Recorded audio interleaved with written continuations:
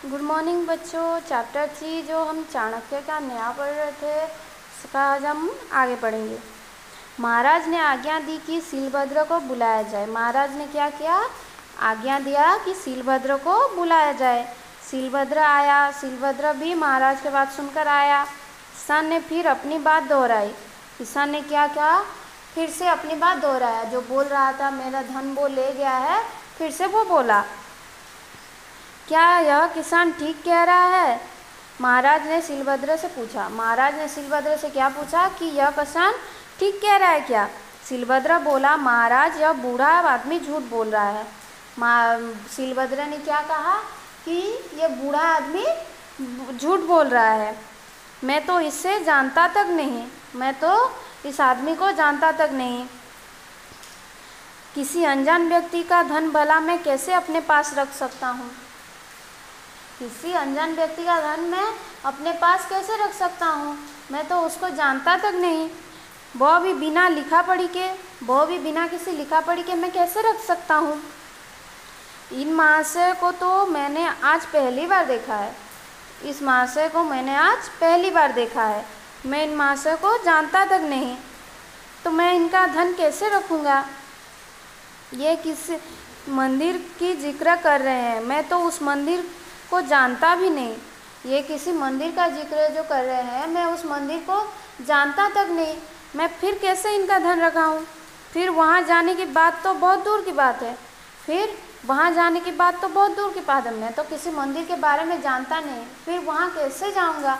ऐसा कैसे वो ये बोल रहे हैं? फिर महाराज ने अपने महामंत्री चाणक्य की ओर देखा।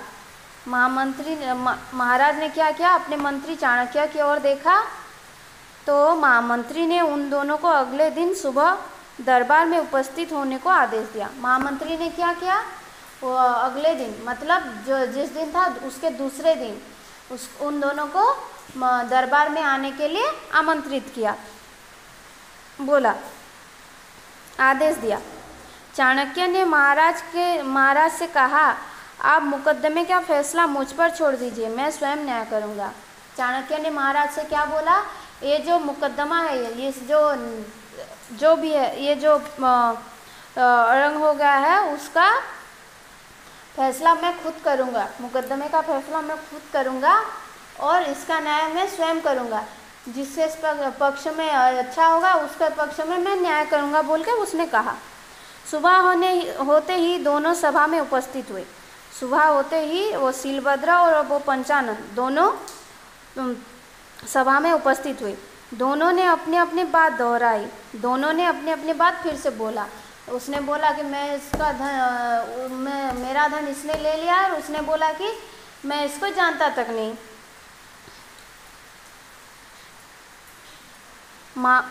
महामंत्री ने किसान से पूछा, तुमने मंदिर के बाहर किस स्थान पर धन दिया था? महामंत्री ने किसान से पूछा कि तुमने मंदिर के बाहर किस स्थान पर, मतलब मंदिर के बाहर जो दिए थे वो कौन से स्थान पर, कौन सी जगह पर तुमने धन दिया था? वह बोला, महोदय मंदिर के बाहर एक पीपल का पेड़ है। उसने बोला कि महोदय, चाणक्य को संबोधित करके। जब चाणक्य ने पूछा किस स्थान पर दिए थे बोल के, तो उसने बोला कि महोदय मंदिर के बाहर एक पीपल का पेड़ है। मंदिर के बाहर एक पीपल का पेड़ है, उस पर वहाँ पर मैंने पैसा दिया था। उसके चबूतरे पर सीलभद्र बैठा था। उसके जो चबूतरे मतलब उसके चारों ओर जो सीमेंट का एक रहता है कि नहीं, पीपल के पेड़ के चारों ओर रहता है कि नहीं, वो एक बैठने की जगह जैसा, तो उसके चबूतरे में वो बैठा था। वही मैंने उसे धन दिया। वहीं पर वो बैठा था और मैंने उसको वो धन दिया। महामंत्री ने पूछा, धन देते हुए तुम्हें किसी ने न देखा हो या न? धन देते हुए तुम्हें किसी ने देखा हो या ना देखा हो? पेड़ ने अवश्य ही देखा होगा।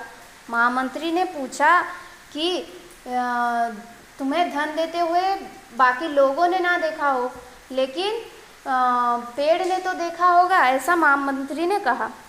बूढ़ा आदमी सुकुचते हुए बोला, जी महामंत्री।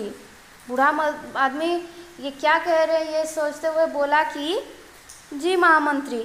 मंत्री बोला जाओ पेड़ को बुलाकर लाओ।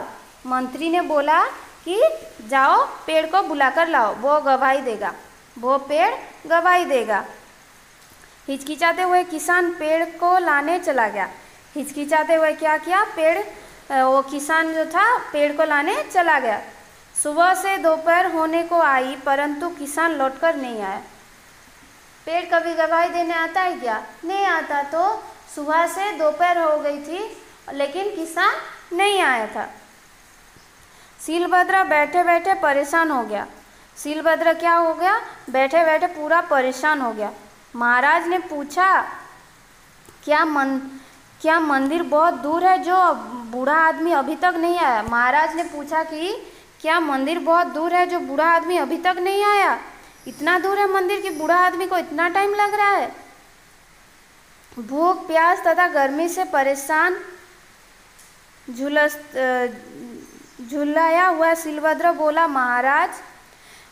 सीलभद्र को क्या हुआ? भूख प्यास और गर्मी लग गया था, उसको भूख लगा था, प्यास लगा था। वो सुबह से दोपहर हो गया था और वो घर जाकर कुछ खा भी नहीं पाया था। तो सीलभद्र ने बोला महाराज मंदिर तो कोई ज़्यादा दूर नहीं है, मैं इतनी देर में मंदिर के 20 चक्कर लगा सकता हूँ। मंदिर ज़्यादा दूर नहीं है, मैं इतनी देर में मंदिर के 20 चक्कर लगा सकता हूँ। मंदिर बहुत पास ही है। सीलभद्र ने बोला कि मंदिर बहुत पास ही है, मैं सुबह से दोपहर तक मंदिर के 20 चक्कर लगा सकता हूँ इतनी देर तक। लेकिन बूढ़ा आदमी गया है तो अब ना, लेकिन बूढ़ा आदमी मंदिर गया हो तब ना वो वापस आएगा। वो तो झूठा और पाखंडी है, वो तो झूठ बोल रहा है, तो कैसे आएगा वापस? जरूर घर जाकर खा पी कर आराम कर रहा होगा। जरूर वो घर जाकर खा पी कर आराम कर रहा होगा। महामंत्री ने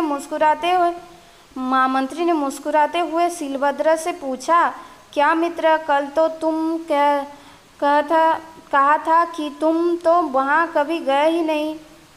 महामंत्री ने फिर मुस्कुराते हुए बोला। चाणक्य ने उसकी चाल थी तो उसने मुस्कुराते हुए बोला कि क्या मित्र, तुम तो कल कह रहे थे।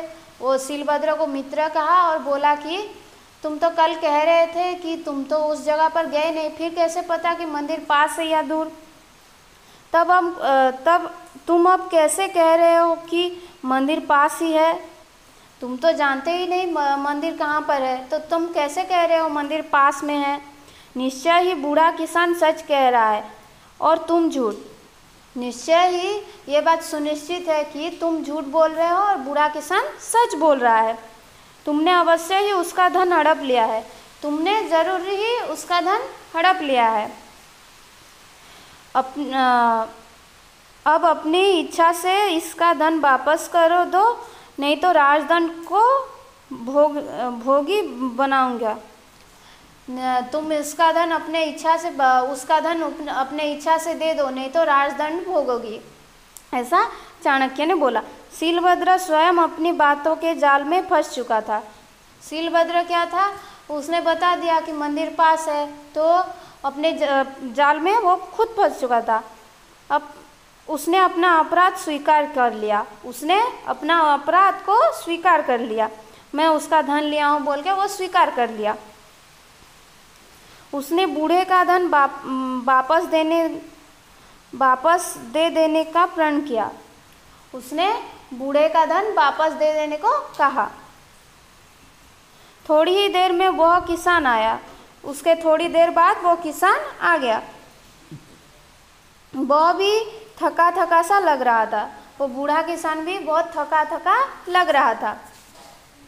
वह बोला, महोदय, मैंने पेड़ से बहुत अनुनय विनय की, परंतु गवाही देने नहीं आया।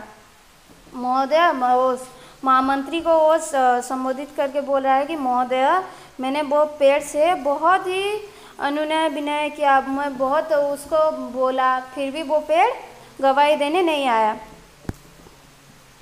महामंत्री चाणक्य ने कहा, नहीं, वह आया था। महामंत्री चाणक्य ने कहा कि नहीं, पेड़ गवाही देने आया था, वह गवाही देकर चला गया। उसने कहा कि वह गवाही देकर चला गया। तुम्हारा मित्र शिलभद्र मान गया है कि उसने तुम्हारा धन लिया है। तुम्हारा मित्र शिलभद्र जो है वो मान गया है कि उसने तुम्हारा धन लिया और वह वापस देने को भी तैयार है और वो धन तुम्हें लौटाने को भी तैयार है। इस प्रकार चाणक्य ने अपनी बुद्धि कौशल द्वारा बिना प्रमाण एवं साक्ष्यों के दूध का दूध और पानी का पानी कर दिया। ऐसे ये जो कहानी मैंने बताया उस कहानी ऐसे ही चाणक्य जो थे क्या किए, किसी भी अपनी बुद्धि के कौशल से, अपने बुद्धि से, अपने दिमाग से वो बिना किसी साक्ष्यों या प्रमाणों के मुकदमे का दूध और पानी का पानी कर दिया। मतलब उस मुकदमे का फैसला अच्छे से सुनाया।